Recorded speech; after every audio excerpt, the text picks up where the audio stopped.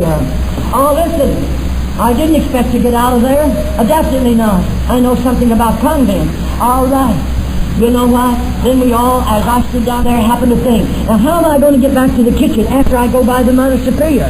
You don't have to walk around in a convent just where you want to go, and we all know that. Well, this is what I did. I took the large crucifix I wear around my waistline and took it off. And I had a battle because I didn't have too much strength. But I put my foot on it, and I pulled and yanked on that thing till I broke it. And then I brought it in here, and I laid it up on the shelf over the work table. Then when I walked by the Mother Superior with the other five, I said, Mother Superior, please may I go back to the kitchen? I broke my crucifix, and I laid it up on a shelf in the kitchen over the work table. And that woman looked in my face and said, how did you break it? And I lied to her. Oh, I know, you look shocked. She's lied to me so many times. To me, she's an habitual liar. You see, I live there. I know what she done. All right, so the little nuns lie too. All right, so I lied. Everything she would ask me, I lied to her. Oh, she asked me a number of questions, and I lied to her. Then she said, you go to the kitchen and get your crucifix and come right back. What do you think I put it out there for? Only to get out there. And you know, I went to the kitchen. I didn't go near the crucifix. I went right to this can. When I tipped that can, and I saw that little piece of paper under that can, I didn't have a palsy.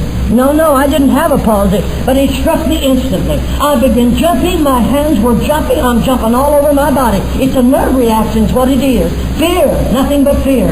And I couldn't see what was on the paper. Well, we have what we call a buzzer. And when that buzzer goes on, you're in a lot of trouble. Let me tell you, that's a little nun escaping from the convent, and we know the story. Oh, no. I was so afraid of that buzzer. And I thought, oh, my, I must hold this steady. I must see what's on the paper. And folks, a thought went through my mind. I wonder if Mother and Dad are alive. They're back here in the United States. I'm in a foreign country. And, of course, they cut all contact off, and I don't even know if my people are living. I don't even know if I have any parents. But, you know, that went through my mind. And all of a sudden, when I could get steady enough, I read what's on the paper. This is what the garbage man wrote on the paper. I'm leaving that kitchen door unlocked right there. You come on out. And that big iron gate is way down there in the end of the yard. And it's locked, of course, and it's about 18, 20 feet high. It's a mammoth iron gate. And he said, I'll leave it unlocked. I didn't believe him, of course not. All right, but you know what? I happened to think of my parents again. And I thought, oh, if I get out, maybe there'll be somebody who will help me find my people. And so I walked over there to that door. I opened that. That knob actually turned. I tried to open it many times. It's locked and I didn't have the key. It's unlocked. I opened it. I put one foot out and fear grabbed me like a vice. And I put my foot in and shut the door quickly. I'm too scared. And then I happened to think of Mom and Dad again. And I thought, I'm going this time. And I stepped out again. And this time, when I stepped out on the porch, I shut the door quickly, dropped the lock, and I took a run for that. The 3 steps down, I made a run for the iron gate. When I got down to that iron gate, there it is, locked just as tight as it was ever locked. And I want to tell this congregation, I didn't look like this. I weighed 89 pounds. Just 89 pounds. And you look at that big old iron gate, and I'm skinny as a rail. I'm a large frame person, and a large bone person. There I am, 89 pounds, not a bit well. And I looked at it, and I thought, oh, what am I going to do? I've locked the doors. I'm out in the yard. I have no right to be. And such fear gets a hold of you. You just don't know what it's all about unless you're in that position. This is what I did. We're the barefoot nuns. I thought I'm going to grab a hold of that gate, and I did. Being barefooted helped me to climb the gate. And I believe that God gave me supernatural strength even though I didn't know God. And to me, God became a myth. Prayer became a myth. I didn't even believe there was a God at that time. All right, but I believe God gave me supernatural strength. And you know, I climbed that gate. It's around 20 feet high. And about this far from the top, there's a ledge about this wide going across the top of the gate. And from that ledge on up here, these are sharp points here across the top of the gate. Oh, I got one knee on the ledge, and I got the other knee on the ledge. And then I looked through those sharp points, and I looked down. That's a long ways down on the other side, and I'm winded. I just don't have any breath left, and I'm holding myself there. And I thought, how in the world I get all of these clothes over top of those sharp points? I have 3 skirts besides my veil and everything else, and I didn't know what to do. You know what I did? I could steady myself and rest a little bit. Then I just got a hold of, I had the hold of the gate with this hand, and with this hand I reached down, caught hold of the bottom of my skirts, and I pulled them all up around my head like that. Just whipped them up around my head. And then I got one foot over and I got the other foot over. But I'm winded again. I just don't have any strength. Now what am I going to do? If I jump, I'll break every bone in my body. And because I was so skinny and I wasn't well.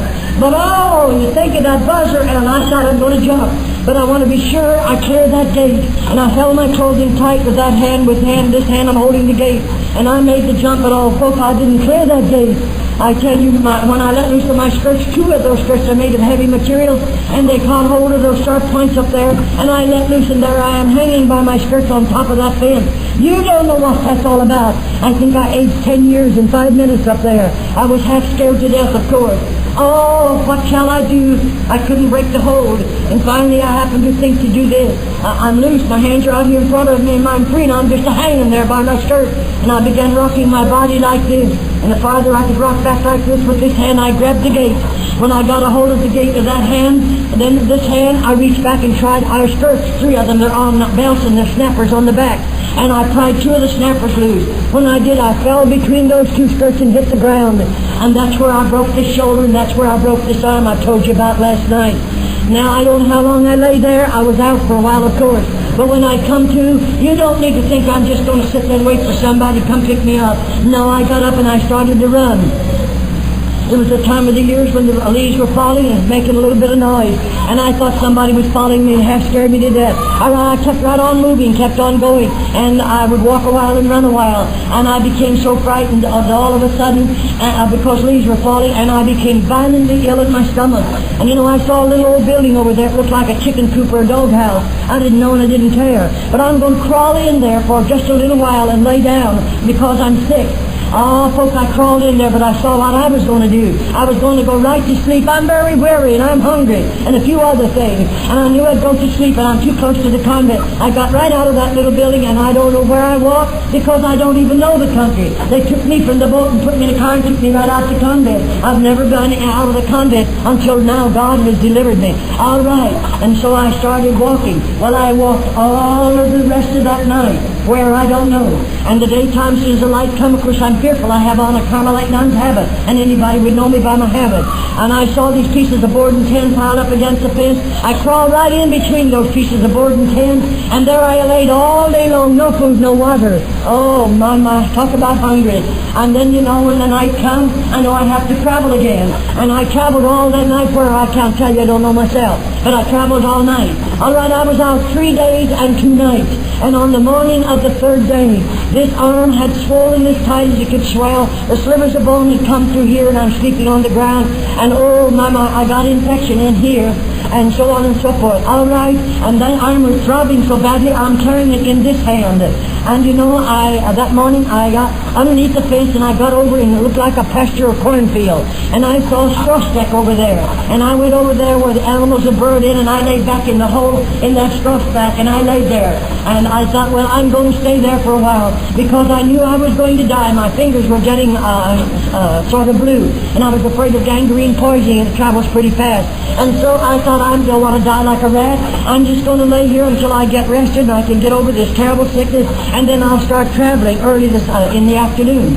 And I don't know how long I stayed there, but it was later in the afternoon when I started traveling. And I hadn't traveled too far, and I saw a light in a little house, just a small house. No paint on that house, and it was set up off of the ground a little ways. And you know what? I'm so hungry, I'm so thirsty, and I'm so sick. And I finally walked up to that door. The screen, inside door was open, the screen was closed. I rapped on the door, and a man come to the door, a middle-aged man. And I said, please, may I have a drink of water? He didn't answer me, but he went and called his wife. He called her a ma'am. And that lady come, and he said, there's someone at the door. And I don't know why he didn't invite me in, but you know, that little woman come to the door, and oh, folks, she's one of those little women, those little old-fashioned mothers that everybody loves. And that little woman come to the door, and she saw this hand swollen tight as it could be, and my fingers are turning blue and green.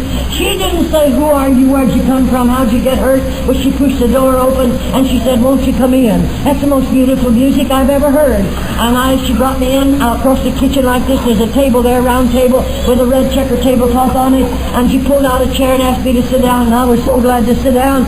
And then she left me, went in another room and come out with something in a pan, set it on the stove over there, and then she poured it out in a glass, and I'm sure that's milk. And I haven't had any whole milk all the time I've been in the convent. They give us skim milk 3 times a week, a half a glass. Oh, but I didn't care what it was. I'm so hungry. That woman walked over there. I grabbed it like a wild animal, and I gulped it down like an animal. And the moment it touched my stomach, I lost it and swallowed that pretty tablecloth. I couldn't get to the door quick enough. She didn't hit me. She didn't call me any names either. She didn't throw me down any stairs either. That precious woman cleaned up that dirty mess, and then she went over there and put some warm water on the stove, and she poured it out in a big teacup and come over there with a tablespoon and sat down and gave me the contents of that cup of sugar and water. Oh, it was wonderful. It done something for me. And then her husband come over by the table, and this hand then was laying on the kitchen table, and he said, "Now, we see that you're hurt and you need help, and I'm going to get a doctor." Oh, he just got that out of his mouth. I was away from that table and made a run for that front door. I don't know these people, and I lost faith in humanity. I lost confidence in everybody. I don't trust anybody when I come out of the convent. All right. And then that man ran after me and grabbed me by the shoulder. And he said, "Wait a minute. We're not going to harm you. We are your friends. We want to help you." And then he brought me back here and set me down. And he said, "Now you see you're hurt badly, and we have to get help for you. I'm going for a doctor." And that man didn't have any car. He drove 9 miles in with a horse and buggy, and the doctor came out in his car. And it was that doctor that took me into the hospital. It was that doctor that gave me the opiate that I told you about last night. It was that doctor that took me into that hospital room and laid me on that bed. And I've never slept on a mattress and springs and pillow, and never had white sheets on my bed. We have nothing but a slab of wood, one blanket, no mattress, no springs, no pillow. I told you about it all last night. But don't you know, they found me under that bed 3 or 4 times. I couldn't stay on that bed. I couldn't stand the softness of it. I couldn't stand the pillow.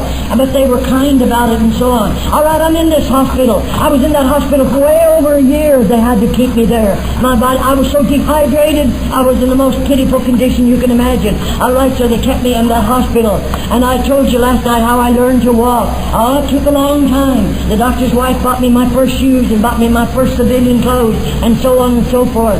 And on and on. And on it went. That dear little old couple out there, it wasn't long until they began to come see me. And they would bring me fresh flowers. She'd pick flowers, wild flowers, and bring them to me. When the wild flowers, the frost got them, then she'd make them out of colored paper to bring and put them in my hospital room. I learned to love those people like my own father and mother.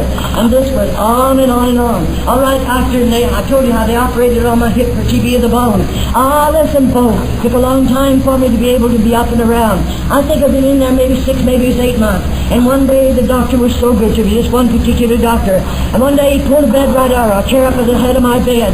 And that doctor said to me, "Now I've done everything I know to do for you. We're giving you the best care we know," and they did. But he said, "I'm going to talk to you and I want you to answer some questions."